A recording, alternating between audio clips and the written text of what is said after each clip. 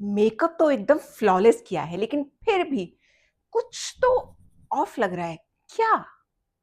Eyebrows. Hello makeup lovers, welcome back to my channel. मैं हूं प्रीति और मैं लेकर आती हूं आपके लिए हर वेडनेसडे और सैटरडे एक नई मेकअप क्लास। जो लोग मेरे चैनल पर नए हैं, सबसे पहले तो इस चैनल को सब्सक्राइब कर लो, क्योंकि यहाँ आपको मिलती है मेकअप के बारे में डीप इंफॉर्मेशन। अब आज की क्लास का टॉपिक तो आप हुक सुनकर समझ ही गए होंगे। जी हाँ, आईब्रोज। आईब्रोज हमारे फेस का वो पार्ट है जो कि अगर प्रॉपरली ग्रूम्ड ना हो तो अच्छे से अच्छा मेकअप भी ऑफ लग सकता है।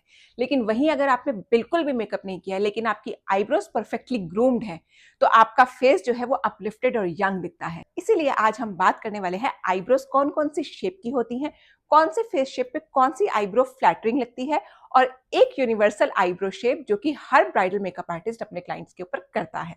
सो बेसिकली आईब्रोज हमारे पास 5 टाइप की होती है, लेकिन उससे पहले मैं आपको बताती हूँ आईब्रोज की टर्मिनोलॉजी के बारे में।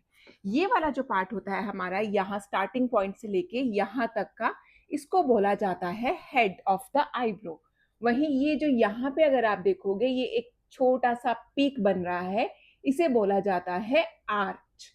और इस आर्च से लेके ये एंडिंग पॉइंट जो होता है यहाँ तक, इसे बोला जाता है टेल।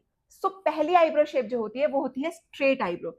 जैसे कि आप इस आईब्रो में देख सकते हो, ये हेड से लेके आपका एंडिंग पॉइंट तक बिल्कुल स्ट्रेट ही होती है। इस पे आर्च नहीं होता और टेल पॉइंट भी नहीं होती, ये बिल्कुल हॉरिजॉन्टल होती है। अब इस टाइप की आईब्रोज जो होती हैं वो ऑब्लोंग और डायमंड फेस शेप के ऊपर ज्यादा फ्लैटरिंग लगती हैं। For example oblong face shape, oblong face shape already बहुत लॉन्ग होता है, तो इस टाइप की जो आईब्रोज होती हैं ये उस लेंथ को कट डाउन करने का इल्यूजन क्रिएट करती हैं। वहीं डायमंड फेस शेप अगर आप देखोगे तो डायमंड फेस शेप में यहाँ से फोरहेड नैरो होता है, यानी कि आर्च की इतनी ज्यादा जगह होती नहीं है। इसीलिए ऐसे फेसेस के ऊपर हॉरिजॉन्टल स्ट्रेट आईब्रोज जो होती हैं वो ज्यादा फ्लैटरिंग दिखती हैं। नेक्स्ट आईब्रोज होती है राउंड आईब्रोज।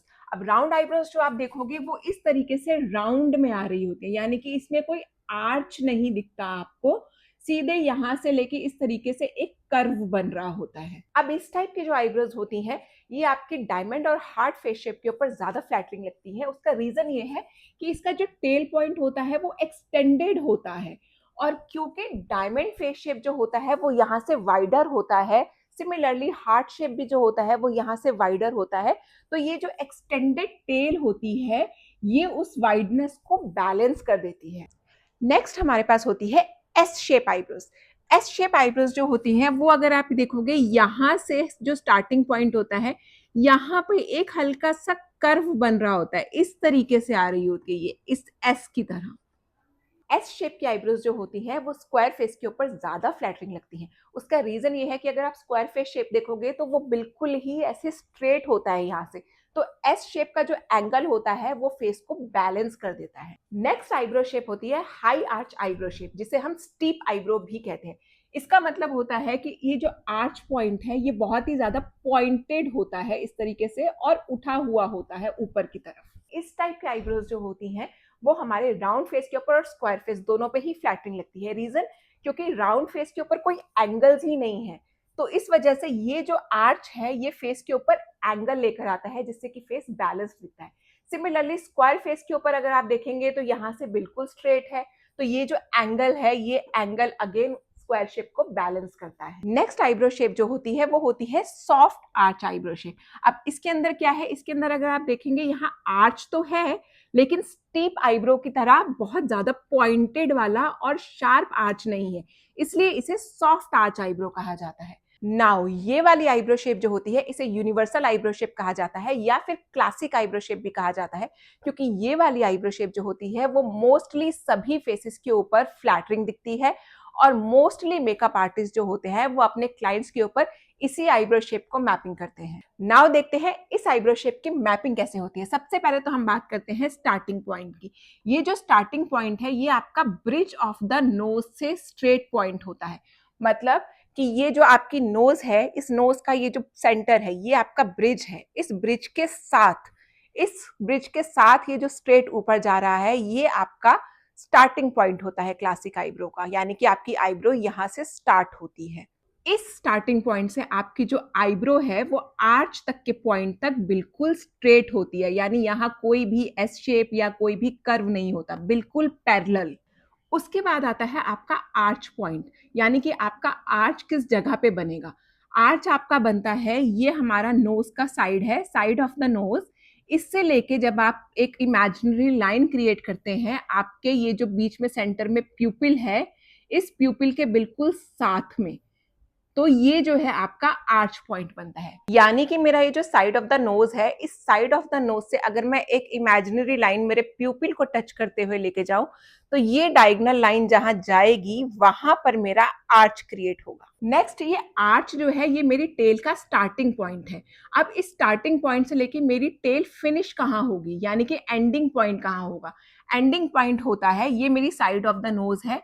इस साइड ऑफ द नोज से जब मैं एक इमेजिनरी लाइन क्रिएट करती हूँ towards the end of my eyes, तो वहां से जो लाइन मेरी क्रिएट होगी, यहां पर मेरा एंडिंग पॉइंट होगा। यानी कि ये मेरी साइड ऑफ द नोज है, इस साइड ऑफ द नोज से ये मेरा आईज का फिनिशिंग पॉइंट है। जब मैं एक इमेजिनरी लाइन क्रिएट करूंगी, तो ये जहां पर ये जो पॉइंट आ रहा है, इस जगह पर मेरा टेल एंड हो जाएगा। नाउ अगर आप क्लासिक आईब्रो शेप की मैपिंग को ध्यान से देखोगे, तो इसका हेड से लेके इसके आर्च तक का जो एरिया होता है ये 70% होता है, और आर्च से लेके टेल तक का जो एरिया होता है ये 30% होता है। यानी कि आपकी आईब्रोज दो पार्ट में डिवाइड होनी चाहिए। 70% आपका हेड से लेके आर्च तक का एरिया, और 30% आपकी आर्च से लेके टेल तक का एरिया। ब्राइड्स के ऊपर मोस्टली मेकअप आर्टिस्ट यही वाली आईब्रो शेप की मैपिंग करते हैं। नाउ बात करते हैं आईब्रो प्रोडक्ट्स की। आईब्रो प्रोडक्ट्स मार्केट में 3 टाइप के आते हैं। फर्स्ट आता है आपका वैक्स बेस्ड। वैक्स बेस्ड के अंदर आपका आता है पेंसिल्स, जो कि इस टाइप से आती हैं पेंसिल्स फॉर्म में। ये जो होती हैं आपकी लाइट टू मीडियम कवरेज देती हैं और बिगनर फ्रेंडली होती हैं। ये वाटर रेजिस्टेंट होती हैं लेकिन ट्रांसफर रेजिस्टेंट नहीं होती। नेक्स्ट टेक्सचर आता है जेल। जेल के अंदर अगेन आपके 2 फॉर्म्स आते हैं, एक पोमाड और एक मस्कारा। पोमाड जो होता है वो आपका इस तरीके से पॉट्स में आता है। ये अगेन आपका मीडियम टू बिल्डेबल कवरेज देता है।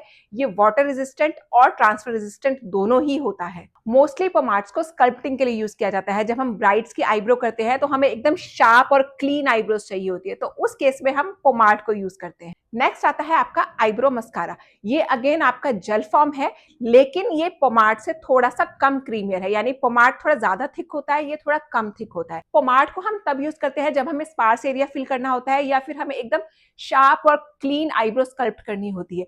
वहीं जो मस्कारा होता है ये एक नेचुरल लुक क्रिएट करने के लिए यूज किया जाता है, या फिर फिनिशिंग टच देने के लिए यूज किया जाता है। ये भी अगेन आपका वाटर रेजिस्टेंट और ट्रांसफर रेजिस्टेंट होता है। इससे आईब्रोज के जो हेयर्स है एक ही जगह पे सेटल रहते हैं।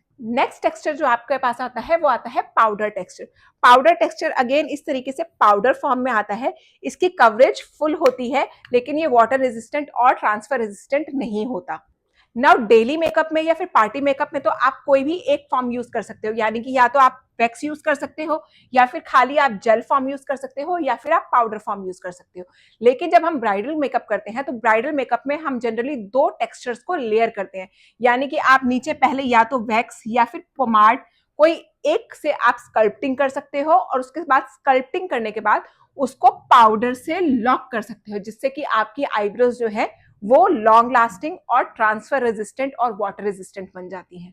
Always remember that bridal makeup is all about layering. चाहे आपका कॉन्टूर हो, ब्लश हो, या फिर आपका आईब्रो ही क्यों ना हो, आपको सबसे पहले नीचे किसी क्रीम प्रोडक्ट को यूज करना है और उसके बाद उसके ऊपर उसको पाउडर से लेयर अप करना है, तभी आपका ब्राइडल मेकअप लॉन्ग लास्टिंग होता है। सो आई होप गाइज आपके आईब्रो शेप के और आईब्रो प्रोडक्ट्स के सारे डाउट्स क्लियर हो गए होंगे।